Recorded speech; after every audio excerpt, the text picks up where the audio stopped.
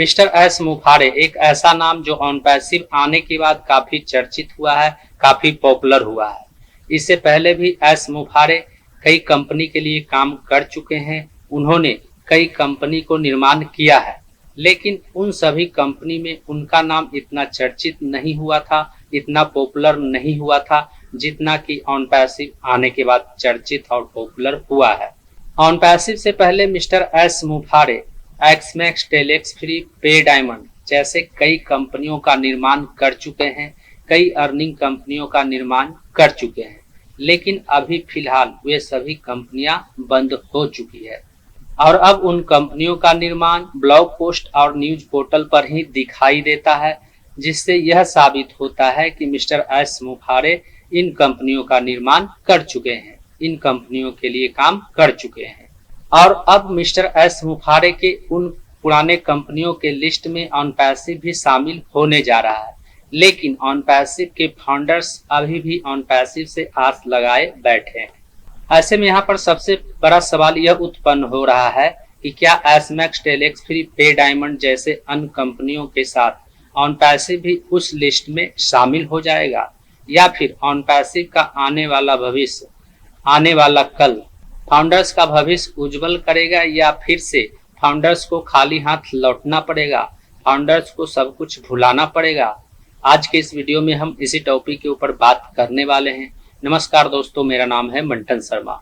तो इसके बारे में सबसे पहले मैं आपको यह बताना चाहूंगा कि यदि आप मिस्टर एस मुफारे का पिछले कुछ सालों का 2010-2008 से इतिहास खंगालेंगे तो आपको पता चलेगा कि मिस्टर एस मुफारे 2008-2010 से ऑन पैसिव की तरह ही कई कंपनियों को बना चुके हैं और उन सभी कंपनियों में जुड़ने वाले लोगों में से ज्यादातर लोगों को नुकसान ही हुआ है, मुनाफा नहीं हुआ है।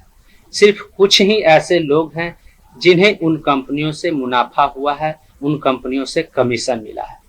जिस तरह से ऑन पैसिव में 14,27,000 से अधिक फाउंडर में से ज्यादातर जुड़ने वाले फाउंडर्स को ऑन पैसिव से नुकसान ही हुआ है, मुनाफा नहीं हुआ है। सिर्फ कुछ ही फाउंडर्स, लीडर्स को ऑन पैसिव से मुनाफा हुआ होगा। उसी तरह से अन्य कंपनियों के साथ भी ऐसा ही हुआ था। यहाँ पर समझने वाली बात यह है कि मिस्टर एस मुफारे से जुड़ने वाले उन लोगों को मुनाफा होता है जो एक बहुत बड़ी टीम बनाते हैं। यानी मिस्टर एस मुफारे के साथ जुड़ने वाले लोगों में से सिर्फ टीम लीडर को मुनाफा होता है, टीम के लोगों को, टीम के सदस्यों को मुनाफा नहीं होता है, उन्हें नुकसान होता है। अभी जिस तरह से एक्समैक्स, टेलेक्स फ्री, पे डायमंड और अन्य कंपनियां मिस्टर एस मुफारे के लिस्ट में शामिल है, उसी तरह से आने वाले समय में भी ऑन पैसिव उसी लिस्ट में शामिल होने वाला है, क्योंकि मिस्टर एस मुफारे ऑन पैसिव के बाद एक नई कंपनी के लिए काम कर रहे हैं और धीरे धीरे वे ऑन पैसिव को भूलने वाले हैं। और जब मिस्टर एस मुफारे का नई कंपनी लाइव हो जाएगा, नई कंपनी बनकर तैयार हो जाएगा, तो लोग उस नई कंपनी में इंटरेस्ट दिखाने लगेंगे और ऑन पैसिव को धीरे धीरे भूलने लगेंगे। और इस तरह से ऑन पैसिव भी मिस्टर एस मुफारे के उन पुराने कंपनियों के लिस्ट में शामिल हो जाएगा। उम्मीद करता हूं इस वीडियो में दी गई जानकारी को आप अच्छी तरह से समझ गए होंगे।